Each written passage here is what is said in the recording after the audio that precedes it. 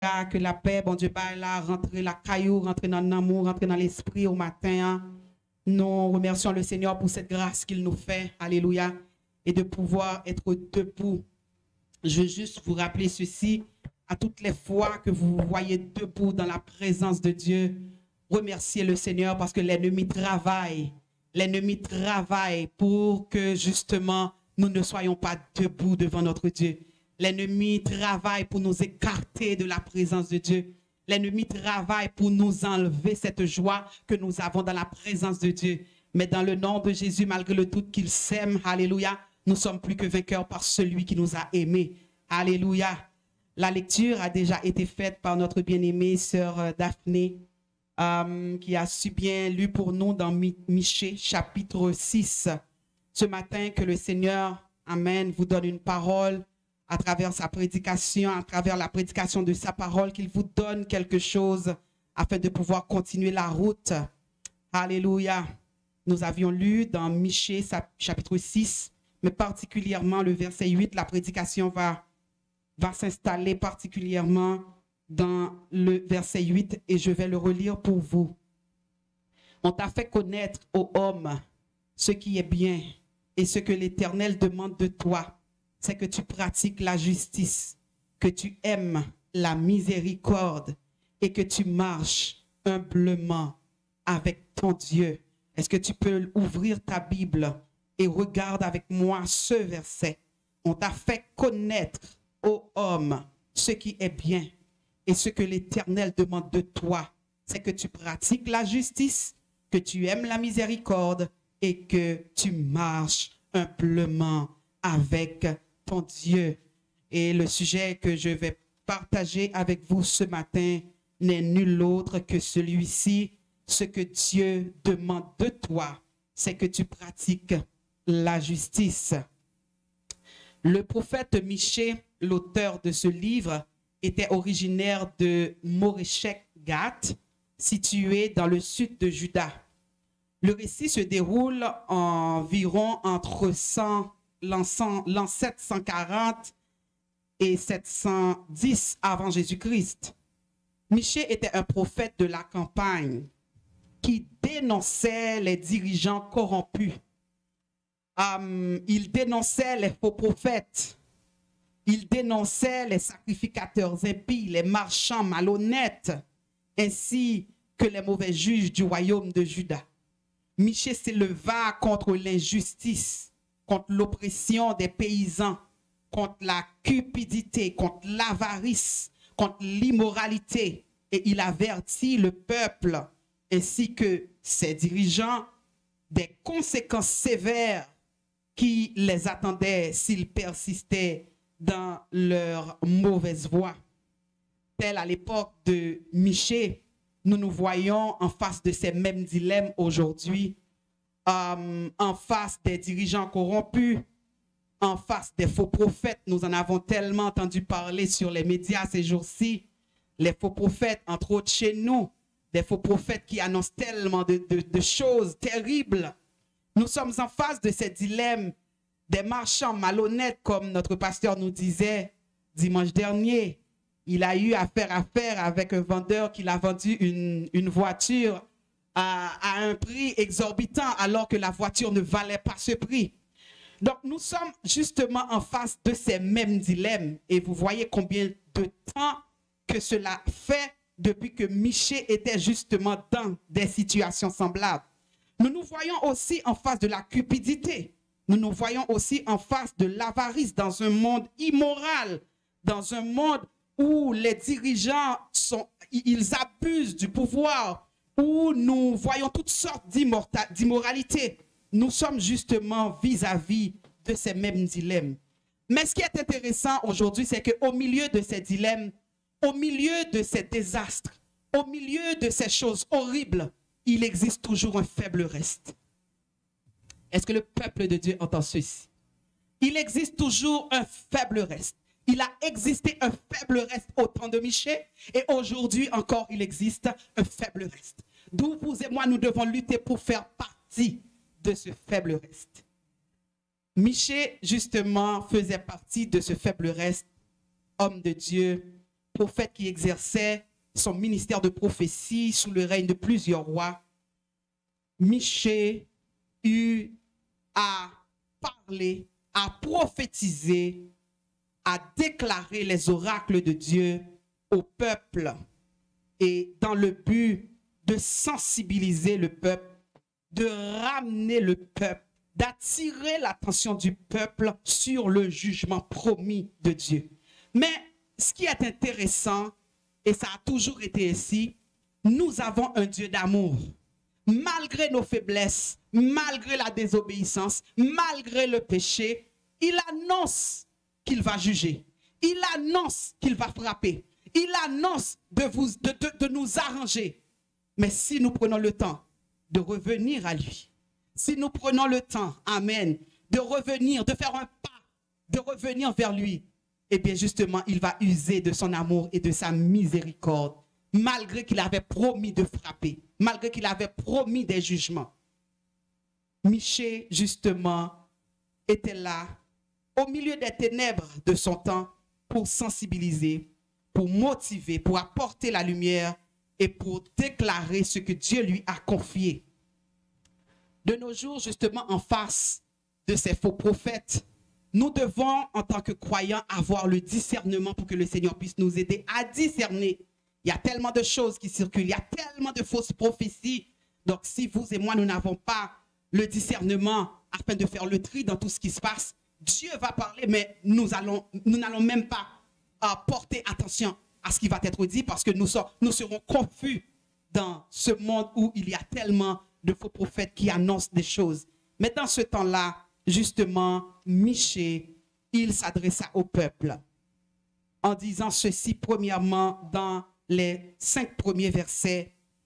Michée parle de la part de l'Éternel. L'Éternel accusait le peuple et l'appelait à écouter sa complainte et à se justifier de ses mauvaises actions. Verset 3 particulièrement, l'Éternel parla à travers Michée au peuple d'Israël en disant, que t'ai-je fait?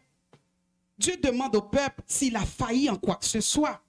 Est-ce de sa faute s'ils ont désobéi à sa parole? Les a-t-il négligés en quelque sorte? Ne les a-t-il pas aimés? La réponse était évidente, mes bien-aimés. Israël n'avait aucune excuse. Dieu s'informait pour savoir, est-ce que votre réaction est liée par ma faute? Pourtant, j'ai toujours agi avec bonté, j'ai toujours agi avec miséricorde. Mais vous, vous désobéissez, vous allez à l'encontre de ce que je demande. Le Seigneur s'informait et Israël n'avait aucune excuse. Dieu a traité son peuple et l'a toujours traité avec bonté et patience. Et c'est de même aujourd'hui, Dieu nous traite avec tant de bonté, tant de miséricorde, tant de patience. Mais cela ne nous empêche pas, très souvent, de lui désobéir. Cela ne nous empêche pas très souvent d'aller à l'encontre de ce qu'il nous demande. Aujourd'hui, Dieu pourrait exactement poser ces mêmes questions à ceux qui lui tournent le dos. Si nous ne sommes pas fidèles, si nous ne sommes pas loyaux envers lui et envers ses exigences, et que nous acceptons les voies épies du monde, ce n'est pas la faute de Dieu. En bon créole, nous t'a dit, ce n'est pas faute, bon Dieu, si nous dévions, si nous refusons marcher selon l'ordonnance de Dieu, si nous marchons dans la désobéissance, si nous marchons selon le train de ce monde, ce n'est pas faute, bon Dieu. Il a tout fait, il a tout mis à notre disposition pour que nous puissions marcher selon ses ordonnances. Et d'autant plus, il nous a accordé son Saint-Esprit pour nous accompagner dans la marche. Ce n'est pas faute, bon Dieu. Et les versets 6 à 8, le Seigneur faisait ses reproches. Et à partir des versets 6 à 8, à travers la voix de Michée, l'Éternel va dire au peuple, voici ce que j'attends de toi.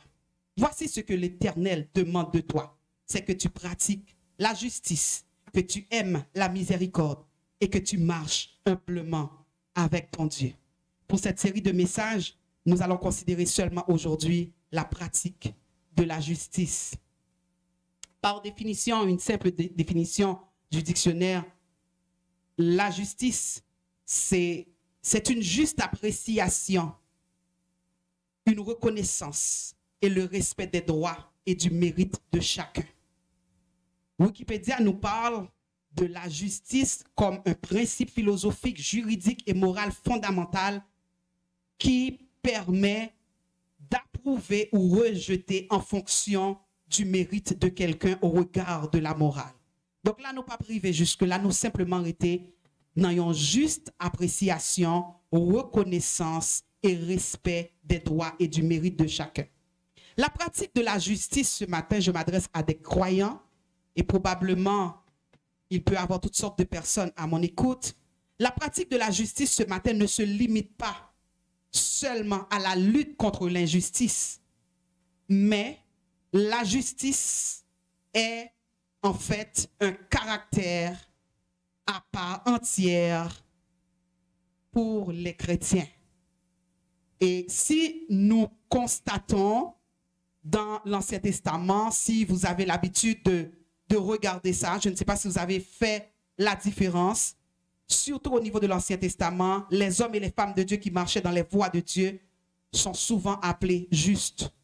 Donc, être juste, ça fait partie de notre caractère en tant que chrétien. Ce n'est pas seulement le fait de lutter contre l'injustice, mais c'est relié à notre caractère en tant que croyant.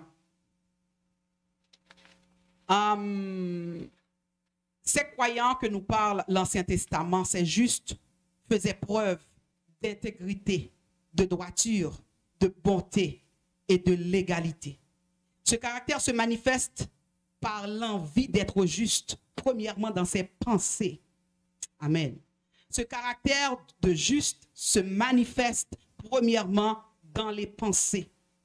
Ensuite, dans tous les choix de vie, par l'honnêteté et par un cœur généreux. Par exemple, le fait de ne pas être trop hâtif à porter des jugements, ça fait partie du caractère du juste. Le fait d'être honnête et de privilégier la vérité en toutes circonstances fait partie du caractère du juste. Même si cela nous coûte. Amen. Même si cela nous coûte, nous devons, le juste doit pratiquer la justice, la droiture, la vérité en toutes circonstances. Le juste doit chercher à consommer de manière éthique et responsable, de vivre le contentement. Le contentement doit être aussi un trait du caractère de la justice du croyant. Vivre pour les autres et non que pour soi. Nous vivons dans une société tellement individualiste. C'est tout le monde, comment je peux dire ça, un Dieu pour tous, mais c'est du chacun pour soi. Chaque monde a regardé dans la direction par yo, chaque monde a géré propres affaires par yo.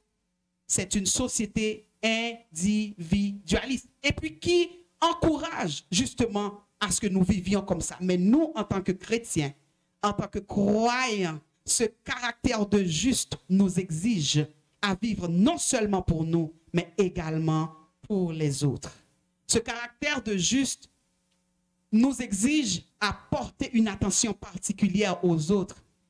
Dans la société, on pourrait voir quelqu'un en train de souffrir et puis on passe et puis on se dit, bon, on va attendre que cette personne nous demande de l'aide. Mais le caractère du juste ne va pas attendre que la personne lui demande de l'aide. Amen. Parce que ça devient un automatisme chez le juste. Alléluia. Ça devient une réalité chez le juste. La personne a un besoin quelconque. La personne est en difficulté. Donc le juste passe. Même une question, le juste va dire, en quoi puis-je vous aider? Mais si par exemple, tu passes, ou même au niveau de la maison, peu importe, tu vois que quelqu'un est en difficulté et ça ne te fait rien, ça ne fonctionne pas en tant que juste. Tu dois être sensible aux difficultés des autres, aux besoins des autres, aux cris des autres, surtout dans ces moments difficiles. Combien de gens souffrent, combien de gens pleurent, combien de gens sont limités, combien de gens ont besoin de repos, combien de gens ont besoin de recours. Le Seigneur nous envoie dans ce monde de ténèbres pour apporter la lumière. Le Seigneur nous envoie dans ce monde de ténèbres pour apporter la vie, pour apporter la joie, pour apporter le réconfort. Quand on te voit, on doit se sentir bien. Amen. Par ta présence, les gens autour de toi doivent se dire, waouh, oh, en voyant Daphné aujourd'hui, je me sens bien. Parce que tu dégages quelque chose. Tu dégages quelque chose. Tu dégages de l'amour. Tu dégages de l'empathie. Tu dégages de la compassion. Mais la société, de manière générale, nous pousse vers l'individualisme. Mais le Seigneur parle à ses justes ce matin. Nous devons continuer à pratiquer la justice. Et ce, en toutes circonstances, même si cela nous coûte. Très souvent, cela peut nous coûter du temps. Parce que parfois, prendre le temps pour penser aux autres, pour aider les autres, pour répondre aux besoins des autres, ça peut nous coûter du temps. Pour être à l'écoute des autres, ça peut nous coûter du temps. Et parfois, ça peut même nous coûter de l'argent. Mais oui, ça fait partie du caractère du juste. De ne pas vivre seulement pour soi, mais de vivre également pour les autres. D'une certaine façon, en vivant ainsi, nous cherchons par là à suivre le modèle de justice qu'est Jésus-Christ. Dans toutes nos actions, nous devons valider si nous agissons avec justice, équité ou droiture. Dans toutes nos actions. Que ce soit nos actions avec nos frères et sœurs, que ce soit dans nos relations professionnelles au travail, que ce soit aussi dans nos relations même familiales avec nos enfants, nos parents, notre conjoint, notre conjointe. Nous devons, en tant que justes, être toujours à l'afflux de nos actions, nous questionner, est-ce que j'ai agi avec justice? Et la question ou le questionnement qu'il faut se rappeler, maîtriser, ruminer et toujours utiliser pour valider si nous agissons avec justice, c'est cette question-ci. Jésus à ma place, que ferait-il? En face de l'injustice que nous vivons parfois dans plusieurs activités, dans plusieurs mouvements, nous devons réagir, mais à toutes les fois que nous devons réagir, nous devons prendre le temps de demander, Jésus à ma place, que ferait-il? Ce n'est pas toujours évident. Ce n'est pas toujours évident. Le Seigneur nous appelle à valider continuellement ce trait de caractère que nous avons, le juste. Est-ce que nous, en tant que justes, nous pratiquons la justice? Est-ce que nous sommes justes avec nos enfants? Est-ce que nous sommes justes avec notre mari, avec notre femme? Est-ce que nous sommes justes? Et la justice, je peux prendre un exemple banal, très simple. Parfois, tu vois que la personne est surchargée. Mon a combien de boîtes sous tête qu'il a potées. Et toi, tu arrives bien frais, bien habillé, tu passes à côté, tu dis bonjour ma bien-aimée, Dieu te bénisse, bonne semaine. Alors que l'autre est surchargé. L'autre a plein de boîtes, l'autre a plein de sacs dans ses mains. L'autre, tu vas à l'épicerie, tu l'accompagnes, mais tu t'assois dans l'auto, tu l'attends, et elle arrive avec plein de sacs dans ses mains. Parfois, tu n'oses même pas ouvrir la porte pour qu'elle puisse déposer ses sacs. On parle de justice, mes bien-aimés. Le Seigneur veut rentrer dans les moindres détails de notre vie pour nous rappeler que nous sommes appelés à être justes. Parfois, il y a des gens qui descendent la caillou et la personne vient pour quelques jours, mais tu traites la personne moins que rien. La personne que tu reçois chez toi doit avoir les mêmes traitements que tu donnes à ton enfant, que tu donnes aussi à ton mari et aux autres. Cela me fait penser à mes enfants qui me disent souvent, maman, tu n'es pas juste. Tu sers papa, tu lui donnes les grands plats, tu lui donnes le poisson tout entier, mais nous, tu nous donnes juste une miette, n'est-ce pas, Sœur Sam? Mes enfants me disent, maman, tu n'es pas juste, regarde le plat de papa. Alors que nous, notre plat est différent. Peu importe la raison que tu vas donner à l'enfant, l'enfant va te considérer comme injuste.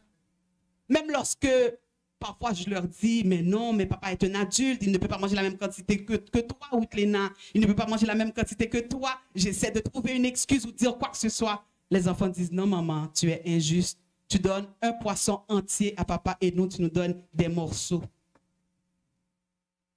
Vous voyez, dans les moindres détails, bien que selon moi, ce n'est pas de l'injustice. Et sœur Sam, pour me prouver que c'est de l'injustice, pas plus tard que hier, elle m'a porté un coup. J'ai préparé 2 grands poissons et moi, c'est mon plaisir de mettre un poisson entier dans le plat pour mon mari. Et il y avait 2 poissons. J'ai laissé l'autre pour pouvoir le séparer avec les autres, les enfants. Sœur Sam, voyant que son père a son poisson, moi j'étais occupée. Sœur Sam, arrivait, elle prend l'autre grand poisson, elle mangeait le pour contre lui.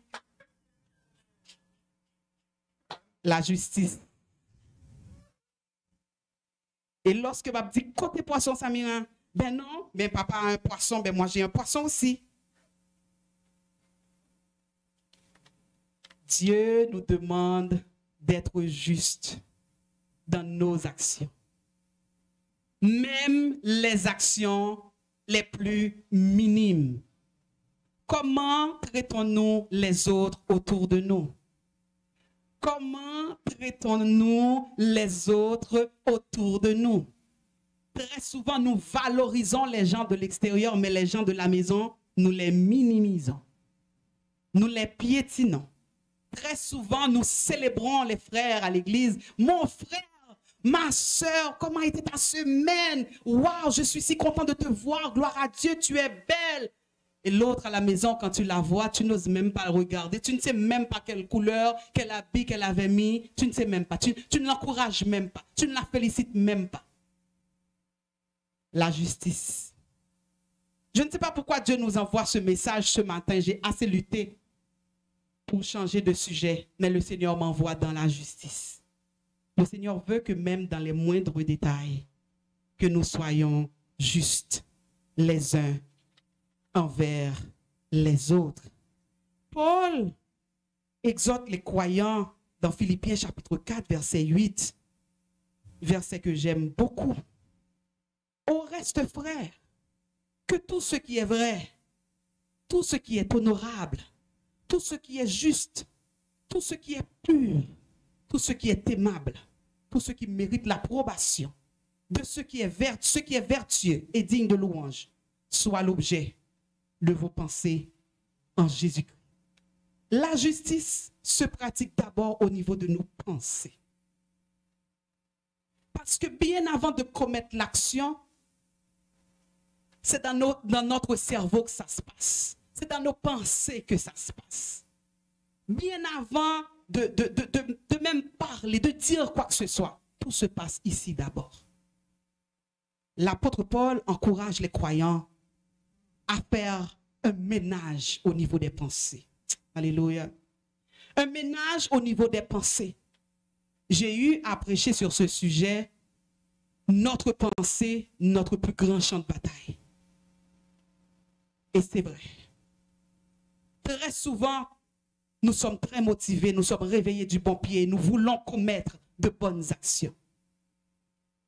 Mais l'ennemi peut passer à travers nos pensées et changer tout ce que nous avions planifié de positif. C'est pour cela que nous sommes toujours dans un combat et même dans nos pensées. Et dans nos pensées, il nous fait voir l'autre comme l'autre n'est pas nécessaire. Dans nos pensées, il nous fait voir l'autre comme méchant. Dans nos pensées, il nous fait voir l'autre comme celui qui nous juge, comme celui qui nous critique, comme celui qui ne veut rien savoir de nous. Et en travaillant dans nos pensées, nous voyons le frère comme un ennemi. Et avec cette pensée négative, l'injustice peut très bien s'ensuivre. Le Seigneur nous appelle, en tant que justes, à démontrer notre justice dans les moindres détails. Dans les moindres détails. Amos 5, verset 24. Au verset 24, la Bible nous dit, mais que la droiture soit comme un courant d'eau et la justice comme un torrent qui jamais ne tarit. La version créole nous dit, tant qu'il y a un courant de l'eau qui a couru sans arrêter, c'est pour nous toujours faire ça qui doit. Tant qu'il y a un courant de l'eau qui a couru sans arrêter, il y a un océan, il n'est pas campé. il est toujours gain de l'eau, toujours une source qui a rempli et comme si de l'eau li allait le tourner mais il pas jamais arrêté. Tant coup un océan qui gain de l'eau et qui pas jamais arrêté, c'est comme ça pour nous toujours faire ça qui doit. Pratiquer la justice demande à ce que continuellement nous nous posons la question, qu'est-ce que Jésus ferait à ma place? Parfois, nous sommes en face d'une situation difficile. Et ce qui nous vient premièrement en tête, c'est d'avoir une arme. Hein? Ce qui nous vient premièrement en tête, c'est nous défendre. Ce qui nous vient premièrement en tête, non, monsieur mal campé là, mon chef, faut me faire un coup de volant. C'est vrai le mal campé. Mais le Seigneur nous appelle à reculer, à faire quelques pas en arrière dans nos pensées, afin de poser de meilleures actions, tout en étant juste. Parce que notre justice doit dépasser la justice du monde. Le monde peut voir les choses d'une manière, mais vous et moi, nous sommes appelés à voir les choses autrement, selon la vision de Dieu. Et la vision de Dieu, c'est une vision holistique, c'est une vision très large. Nous sommes appelés à voir les autres comme Christ les voit. Nous sommes appelés à voir les gens comme Christ les voit.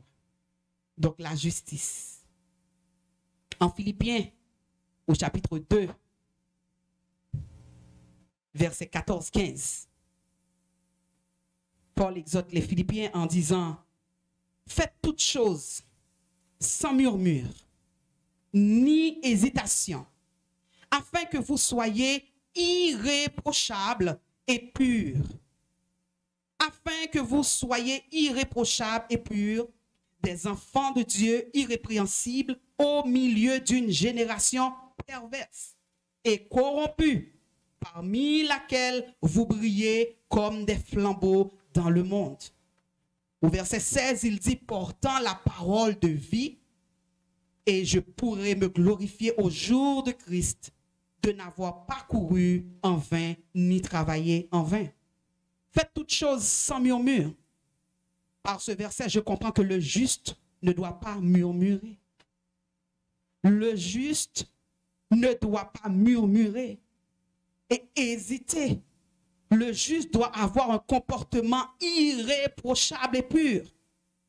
Mais c'est assez difficile. C'est assez difficile. Mais nous avons le Saint-Esprit de Dieu pour nous aider à surmonter et à tenir ferme.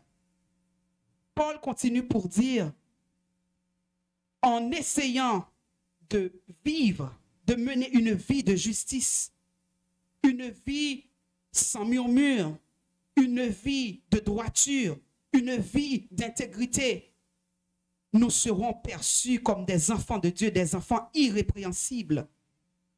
C'est-à-dire qu'il n'y aura pas de reproche, nous serons des enfants sans reproche au milieu d'une génération perverse. En d'autres termes, Paul est en train de dire, dans cette génération perverse, toi, au milieu des gens malhonnêtes, toi, sois bon. Au milieu des gens mauvais, toi, sois bon. En d'autres termes, Paul est en train de dire, au milieu des injustes, toi, sois juste. Amen. Au milieu des gens amers et violents, toi, sois doux et sage. Paul est en train de dire, au milieu des menteurs, toi, pratique la justice. Peu importe le coût de la vérité, mais pratique la vérité. Au milieu des menteurs, pratique la vérité et sois vrai. Combien de gens ont des masques? Les gens ne sont pas vrais. Parfois, la personne te donne un visage, alors qu'en réalité, la personne a un autre visage. Mais ce matin, je veux te rappeler que Dieu voit au-delà du masque. Alléluia. Dieu voit au-delà du masque. Sœur Ruth ne peut voir au-delà du masque. Pasteur Rudy ne peut voir au-delà du masque. Maestro Samedi ne peut voir au-delà du masque. Mais Dieu, lui, il voit au-delà du masque. Le Seigneur nous appelle en 2022 à être vrai, à être juste, à être droit. Amen. À fuir l'injustice et à refléter ce trait de caractère en tant que juste. Non pas chanter pour dire ou parler pour dire que nous sommes justes. Oui, nous sommes justifiés par Jésus-Christ. C'est vrai, c'est une vérité. Mais nos actions doivent témoigner que nous sommes réellement justifiés. Au milieu des menteurs, pratiquez la vérité et soyez vrais. Ainsi vous brillerez dans le monde comme lumière. Car ce que Dieu demande, c'est que vous pratiquiez la justice. Dieu nous appelle en tant que leader, en tant que mère, père de famille, en tant qu'enfant, en tant que jeune, à briller. Et briller de quelle manière? Par notre comportement, par nos attitudes, par notre manière de pratiquer la justice. Soyez bons, partagez, aimez, supportez, pardonnez. Tout ça fait partie des traits de caractère du juste. Nous sommes très forts dans la théorie. Très forts dans la théorie. Mais pourtant, dans la pratique, nous sommes pas mal faibles parfois. Et le Seigneur veut que nous soyons des croyants pratiquants. Alléluia. Des jeunes pratiquants. Des pasteurs pratiquants. Des femmes de pasteurs pratiquants. Et l'Église en général doit commettre des actions en lien avec la pratique. Parce que l'évangile, et l'évangile solide, là, l'y prêché par la pratique, mes bien-aimés. Beaucoup de théories. Et quand nous visualisons les différents médias, nous voyons, il y a tellement de théories, tellement de messages, tellement de paroles, tellement d'éloquence. Et pourtant, si nous devons apparaître derrière les rideaux pour voir le fonctionnement parfois de certaines personnes, nous serions déçus. Le Seigneur veut que nous puissions refléter son image. Et nous représentons le royaume de Dieu sur terre. Et puisque nous représentons le royaume de Dieu sur terre, la justice doit être notre armure, comme l'auteur chante. La justice est notre armure, la foi notre bouclier, parce que nous combattons pour la gloire. Dieu veut que nous reflétions la justice. Et en menant une vie de justice, nous reflétons la gloire. Nous reflétons le royaume de Dieu. Et lorsqu'on nous voit, on nous voit en tant que servante de Dieu. On nous voit en tant que serviteur de Dieu. Et on voit le royaume de Dieu. Et en voyant le royaume de Dieu, les gens qui ne connaissent pas Dieu seront mieux intéressés à venir, à savoir qu'est-ce qu'il y a dans ce royaume, qu'est-ce qui se passe. Pourquoi es-tu si différent en tant que jeune? Pourquoi tu es si différent? Lorsque nous devons débattre un sujet, tu sors toujours quelque chose de profond. Tu sors toujours quelque chose de juste. Le Seigneur est glorifié quand le monde nous voit de cette manière. Et c'est ce que Dieu veut. Au milieu de cette génération, le Seigneur a besoin des jeunes. Le Seigneur a besoin des hommes. Le Seigneur a besoin des femmes qui pratiquent la justice. Peu importe le coût, peu importe le prix, soyez justes. Papa, sois juste avec les enfants. Maman, sois juste avec les enfants. Les enfants, soyez justes également avec vos parents. Amen, sœur Sam. Soyez justes. Soyez justes. Et en pratiquant la justice, vous allez voir comment vous allez briller. Vous allez briller, non seulement briller dans la famille, briller dans l'église, briller dans le monde. Amen. Et quand les gens vont vous voir, ils vont voir que vous... C'est comme on dirait qu'il se passe quelque chose. Qu'est-ce qui se passe? As-tu changé de look? Tu parais plus fraîche. Oui, parce que tu es couvert de la gloire de Dieu. Tu es couvert de la gloire de Dieu par ta manière d'agir. Par ton obéissance à la parole de Dieu. Arriver à obéir ce que Dieu demande, c'est tout un cheminement. C'est tout un processus. Et des fois, ça nous coûte beaucoup. Si tu tiens beaucoup à ton ego, si tu tiens beaucoup à ta personnalité, il va être difficile pour toi d'obéir parfois à ce que Dieu te demande. Il faut apprendre à lâcher prise, faire confiance à Dieu, vivre par la foi et faire ce que Dieu nous demande. Encore une fois, pour terminer, briller dans cette génération. Cette génération qui soupire après les douleurs de l'enfantement a besoin de la révélation de Dieu à travers vous, les jeunes, à travers vous, l'Église de Jésus-Christ, à travers vous, en tant que leader, en tant que responsable. N'abusez pas parce que vous êtes en position d'autorité. Soyez juste. Très souvent, nous sommes en position d'autorité et nous minimisons, nous écrasons les autres parce que nous sommes en position d'autorité. Mais je le répète, vraie autorité, elle est manifestée par l'amour, mes bien-aimés. Jésus-Christ, c'est par amour qu'il a manifesté son autorité. Donc, vraie autorité, hein, ce n'est pas en bossant, ce n'est pas en étant injuste, mais c'est en exprimant, en manifestant de l'amour. Le Seigneur appelle le juste. Le Seigneur nous appelle en tant que croyants à refléter ce caractère de juste, qui pratique la justice, qui pratique l'amour, qui vit dans l'esprit du pardon. Vivre dans l'esprit du pardon, vivre en tant que juste, c'est vivre dans une perspective eschatologique. C'est vivre le royaume de Dieu sur terre. C'est vivre en tant que croyant qui marche vers le ciel. Beaucoup de théories, pas beaucoup de pratiques. Mais le Seigneur nous appelle à changer notre fusil d'épaule. Si nous étions parmi ceux qui faisaient beaucoup de théories et qui échouaient en pratique, que cette nouvelle année 2022, le Seigneur puisse nous aider à faire partie de ceux qui réussissent mieux en pratique qu'en théorie. Au final, cela me fait penser à l'examen de l'ordre des infirmières. Même lorsque, en pratique, même lorsqu'en théorie, pendant toutes tes 6 sessions, tu as eu 100% dans tous les cours. Quand tu arrives à l'examen de l'ordre, la pratique te dit, me voici. Et très souvent, des gens, j'ai vu des collègues qui avaient de très bonnes notes en théorie et arrivés à l'examen de l'ordre, ils ont dit, vague profession ça. C'est pas pour moi. Ils ont fait 6 sessions. Hein? 6 sessions à avoir de bonnes notes en théorie. Mais arrivé sur la pratique, la personne a du mal à pratiquer.